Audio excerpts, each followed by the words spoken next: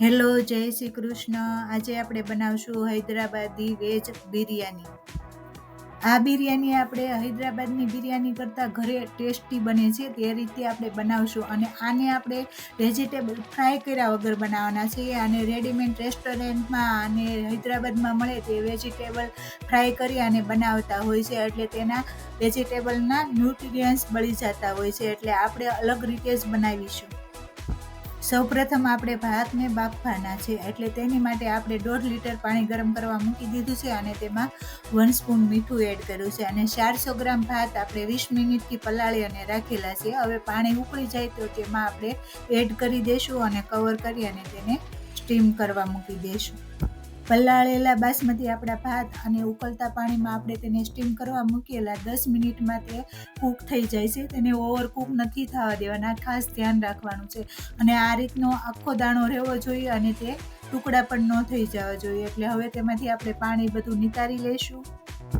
આ બાસમતી રાઈસમાંથી ગરમ પાણી એક્સ્ટ્રા બધું આપણે નિતારી લેવાનું છે. અને ગરમ પાણી નિતાર્યા બાદ આપણે 1 ગ્લાસ એમાં ઠંડુ પાણી એડ કરી દેવાનું છે અને સાઈડમાં નિતરવા રાખી દઈશું. હવે આપણે રીંગણ આખા તે બિરયાનીમાં લેવાના છે. એ 200 ગ્રામ લીધેલા છે. તેને વચ્ચે 4 કાપા મૂકી અને તે તૈયાર કરીશું. રીંગણને કાપા મૂકી અને અંદર ચેક કરી અને બધા રીંગણ હવે આપણા તૈયાર થઈ ગયા છે. હવે તેને ભરવા માટે આપણે મસાલો રેડી કરશું. તેમાં આપણે 2 સ્પૂન સિંગ અને તલનો ભૂકો લેવાનો છે. 1 ટેબલ સ્પૂન આદુ લસણ મરચાંની પેસ્ટ લેશું. 1 સ્પૂન ધાણા જીરું પાવડર, 1/2 ટીસ્પૂન હળદર, 1 સ્પૂન લાલ મરચું પાવડર, 1/2 સ્પૂન મીઠું અને 1 સ્પૂન સમારેલો ઝીણો ગોળ એડ કરીશું. અને ઝીણી કટ કરેલી લીલી કોથમરી એડ કરીશું અને તેને સારી રીતે આપણે મિક્સ કરી દઈશું. મિક્સ કર્યા બાદ તેમાં મસાલો લસપસતો કરવા માટે તેમાં 1 સ્પૂન તેલ એડ કરીશું અને પછી આપણે રીંગણમાં ભરી લઈશું.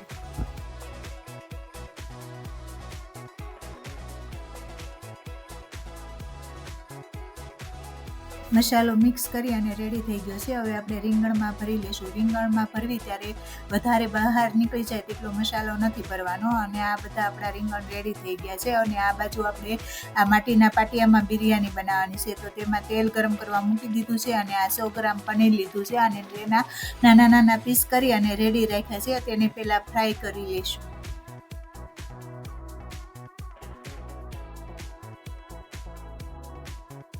પનીર ફ્રાય કરતી વખતે તેને બદામી કે બ્રાઉન નથી થવા દેવાનું, ગોલ્ડન રંગનું થઈ ગયું છે. હવે તેને આપણે બહાર કાઢી લેશું અને એકદમ છૂટું છૂટું સરસ પનીર તળાઈ અને રેડી થઈ ગયું છે. હવે આપણે આ 2 મોટી સાઈઝની ડુંગળીની આ રીતની શીરો કરેલી તેને પણ આપણે ફ્રાય કરી અને એકદમ બ્રાઉન થવા દેવાની છે. અને ક્રિસ્પી થઈ અને ક્રન્ચી થઈ જાય ત્યાં સુધી તેને ફ્રાય થવા દઈશું.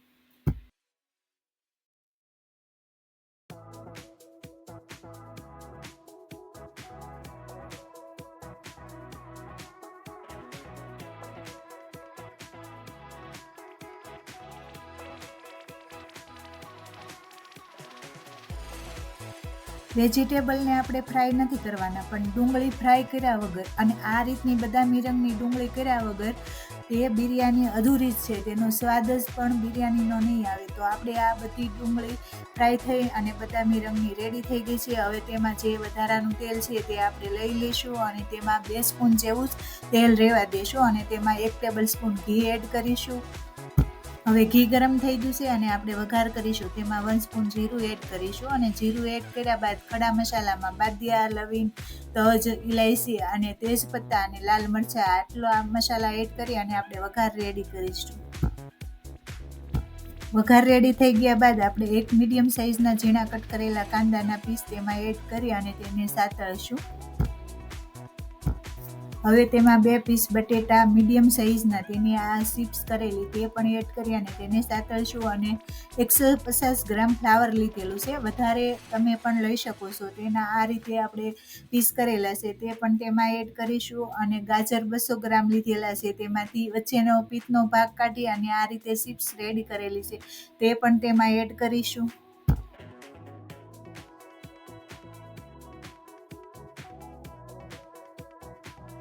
હવે આમાં આપણા ભરેલા રીંગણ તૈયાર છે તે તેમાં મૂકીશું અને તેને 5 મિનિટ જેવા કવર કરી અને કૂક થવા દઈશું. અને આપણે આ 100 ગ્રામ લીલા વટાણાના દાણા તૈયાર કરી અને રાખેલા છે તે પણ તેમાં એડ કરી દઈશું. હવે ફરી કવર કરી અને 3 મિનિટ માટે રહેવા દઈશું. અને હવે આપણે ખોલી અને તેમાં આ 150 ગ્રામ કેપ્સિકમની શીરો કરી અને રાખેલી છે તે તેમાં એડ કરી દઈશું. કેપ્સિકમ એડ કર્યા બાદ આપણે બધા વેજીટેબલ સારી રીતે મિક્સ કરી દઈશું. હવે આમાં આપણે આદુ લસણ મરચાંની પેસ્ટ 3 સ્પૂન એડ કરીશું. આદુ લસણ મરચાંની પેસ્ટ પણ સારી રીતે મિક્સ કરી લીધી છે. હવે સ્વાદ અનુસાર તેમાં આપણે મીઠું એડ કરી દઈશું અને તેમાં 1.5 સ્પૂન મીઠું એડ કરી અને સારી રીતે મિક્સ કરી દઈશું. ગેસની મીડિયમ ફ્લેમ ઉપર આ 5 મિનિટ કવર કરી અને કૂક થવા આપણે રાખી દીધું છે. હવે આપણે સાઈડમાં મસાલો રેડી કરશું. તેમાં આપણે આ 1 કપ જેવું દહીં લેવાનું છે અને આ રીતનું દહીં લઈ અને તેમાં આપણે બધા મસાલા એડ કરી અને રેડી કરીશું. હાફ ટીસ્પૂન હળદર એડ કરીશું, 1 સ્પૂન લાલ મરચું પાવડર એડ કરીશું, 1 સ્પૂન ધાણા જીરું પાવડર, 2 સ્પૂન વેજ બિરયાની મસાલો એડ કરીશું.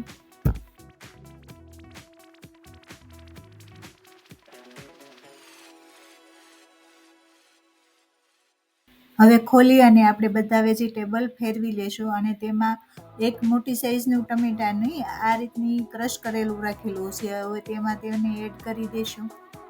ટમેટો મિક્સ કરી દીધા બાદ આપણે આ દહીંના મસ્કામાં 1 ટેબલ સ્પૂન કાશ્મીરી લાલ મરચું પાવડર મિક્સ કરી અને તેને પણ આપણે તેમાં એડ કરીશું.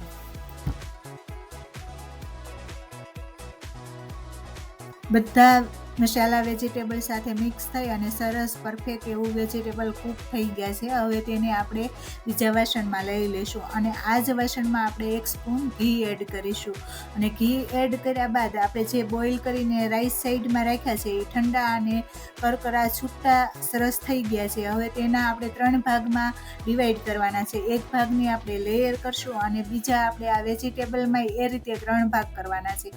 તો આપણે આ વેજીટેબલની લેયર કરશું અને ફ્રાય કરેલી ઓનિયન પણ તેમાં આપણે એડ કરીશું અને કાજુ અને બદામ અને કિસમિસ ઘીમાં ફ્રાય કરી અને રાખેલા છે તે પણ તે રીતે 3 ભાગમાં કરી લઈશું અને પનીર પણ તે રીતે આપણે તેમાં એડ કરતા જઈશું અને આપણે એક પછી એક લેયર કરતા જઈશું અને આ રીતે આપણે બિરયાની રેડી કરીશું. આ મારી હેલ્થી વેજ હૈદરાબાદી બિરયાનીની રેસીપી તમને ગમી હોય તો વધુમાં વધુ શેર કરજો, લાઈક કરજો.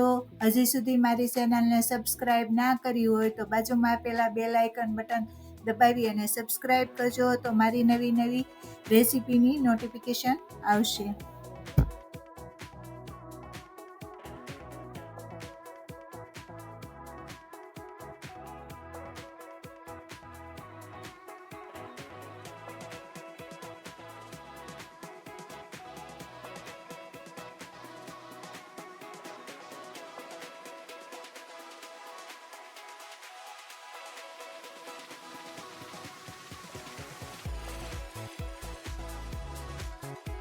આ રીતે એક પછી એક આપણે બધી લેયર કરી. હવે આ આપણે રેડી થઈ ગઈ છે લેયરો.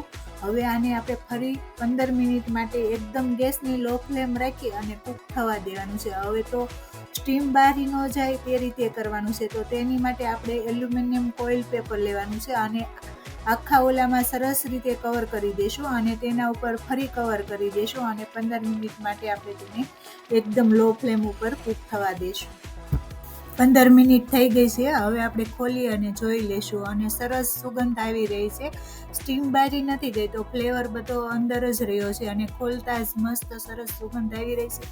હવે આ આપણી બિરયાની રેડી. આ આટલી બિરયાનીમાંથી 10 વ્યક્તિ પેટ ભરી અને જમી શકે છે. અને હવે આપણે સાઈડમાંથી લઈ અને પ્લેટિંગ કરી લઈશું અને તેને લીલા કટ કરેલા ધાણાથી સજાવશું અને બીજી બિરયાનીમાં પણ લીલા કટ કરેલા ધાણા મિક્સ કરી દઈશું. અને આ મારી બિરયાનીની રેસીપી તમને ગમી હોય તો વધુમાં વધુ શેર કરજો, લાઈક કરજો, કોમેન્ટ કરજો અને આથી સરસ હેલ્થી બિરયાની બનાવતા આવડતી હોય તો પણ મને કોમેન્ટ કરી જણાવજો. જય શ્રી કૃષ્ણ.